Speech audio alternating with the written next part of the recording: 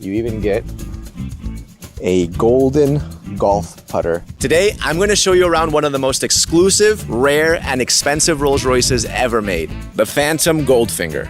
The price of this is hard to pin down because only one of these exists on the planet. But if this were to go to auction today, it would fetch around $15 to $20 million.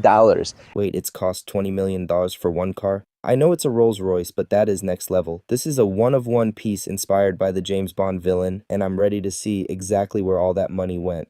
Take a look at all the details, starting with the Spirit of Ecstasy, gold-plated. This license plate is around $1 million. Okay, that license plate alone is worth $1 million. For those who forgot high school chemistry, AU is the symbol for gold. That is such a subtle but incredibly expensive flex. Even the paint is interesting because normally the paint line on a Phantom goes from here to there, and this is like this kind of chrome. Look at that silhouette. By making that side panel continuous, it looks like a literal land yacht. It actually does look like a villain's car. And this continuous panel that goes underneath the window makes this car feel even longer and a little bit more villainous because this, of course, belonged to Goldfinger, the main villain in the movie James Bond Goldfinger. And what's interesting, in the back, you even get a golden golf putter that belonged to Auric Goldfinger. That's why you have the A there. Also, very interesting detail. I put my hand there. You see that? It says 007. This represents the tracker that James Bond stuck in Goldfinger's car in the film. Now, in the front, lots of little details. For example, if you look closely on the seats, those are bullets. Wait, let's zoom on that. The stitching on the seats is shaped like bullets. That is such a cool nod to the movie. Most people would miss that. But for $20 million, you want those hidden details. Down here, bar of gold. Goldfinger celebrating 60 years, of course, since the film. You know, I haven't seen this particular Bond movie because I'm not that old, but 60 years is crazy, like Bone franchise has been here for long. The AC vents are gold-plated. Even the VIN plaque is gold-plated. Now, in the middle is the museum piece. This is an 18-karat solid gold Rolls-Royce. Is that a solid gold mini Rolls-Royce inside the dash? He's not kidding. It's literally a gold bar shaped like a car.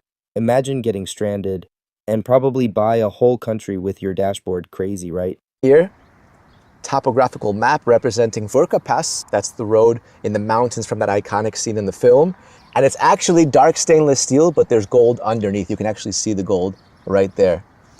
Of course, you guys will recognize this. Ba-dam, ba-dam, da-da-da. That's the James Bond gun barrel that you see in every single film. Now, secret button. Oh! This is gold, Mr. Bond. All my life I've been in love with its color, its brilliance, its divine heaviness. Auric Goldfinger.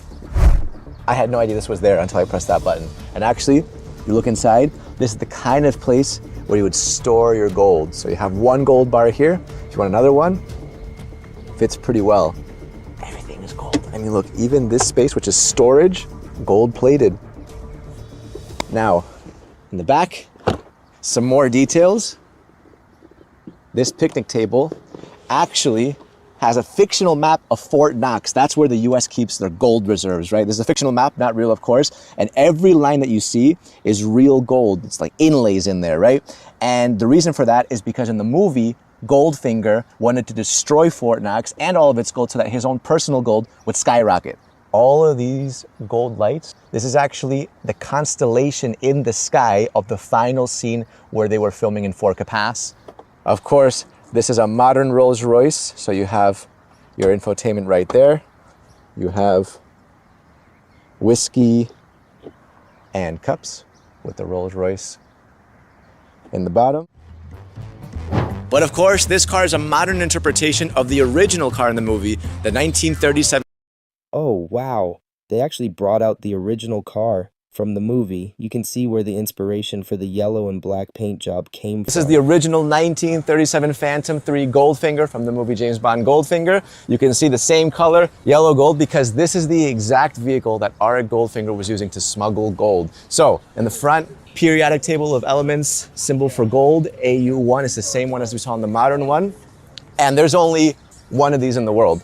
Now, this is the Phantom 3. The Phantom 3 was the first ever Rolls-Royce that introduced the V12, and this was also the final design that Henry Royce did before he passed away. This car is so exclusive that we can't even sit inside, so we actually need someone specifically to open the door with white gloves. So this is Andy, and he's got the white gloves. Amazing. What an experience. Thank you so much. So this car is almost 100 years old, and if I sit inside, I would probably depreciate the car by a lot. So I'm not trying to cause any kind of damage. But you got the same kind of privacy glass going on over here. To be honest, the new one has a lot more gold details. Now, this one was filmed, of course. I do think this particular Bond movie should be remake with Goldfinger, and we see this Rolls-Royce like a good Bond movie. On making the exterior look like a villainous kind of Goldfinger. And this is the front. Now, if you look closely, the front door is also a suicide door. And why are these called suicide doors? I must apologise, they're actually not suicide doors. What? But then why do some people know them as suicide doors? So the official term is coach door. Okay. So that comes from the reference of stagecoach, when we used to have horses in a stagecoach. Okay. But then where did suicide come from? Effectively, the locking mechanism on the front of the door hinge, we had no roads, no tarmac, they were rough. Cars would bounce along the roads. These hinges would work themselves loose, and at 50, 60 miles an hour, the wind would catch this leading edge of the door, fling it open suddenly, and if you had a ball gown or an elegant jacket, it would catch on these and fling you out of the... I actually didn't know that, so people were actually flying out of cars because the wind would catch the doors. Suicide doors is a dark name. And re-hinge the doors on the leading edge, so that would never happen again. Okay, so you have the front passengers potentially flying out of the front too. And then eventually, was this one of the final models that had suicide doors? Okay, well there you go. I had no idea. Right, very tiny handbrake right there. Gear selector over here. And again, I'm not trying to jump inside and cause any kind of problems, but this was one of the final cars that had coach doors, suicide doors, in the front. Then they fixed that. But anyways, that's the original. Let's go back to the modern interpretation of it. To the driver's seat. I'm actually gonna be one of the first people in the world to drive this car. And look, my favorite part is that from the driver's seat, you can always see your solid gold Rolls-Royce right there. So if anything goes south, if you're ever in another country and you need to exchange money and no one understands your language, you break this open, give it to them, you know, could be life-saving. All right, right here, hidden button. Let's take this for a drive.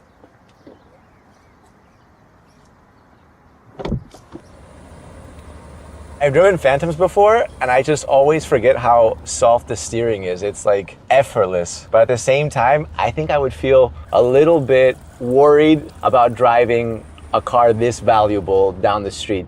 I have never in my life driven a car where I have a literal bar of gold in my peripheral vision like this. If you're a Bond fan with $20 million to spare, I guess this is the ultimate toy. Would you want to see this in an actual James Bond movie, and also tell us your favorite Bond movie? Thanks for watching.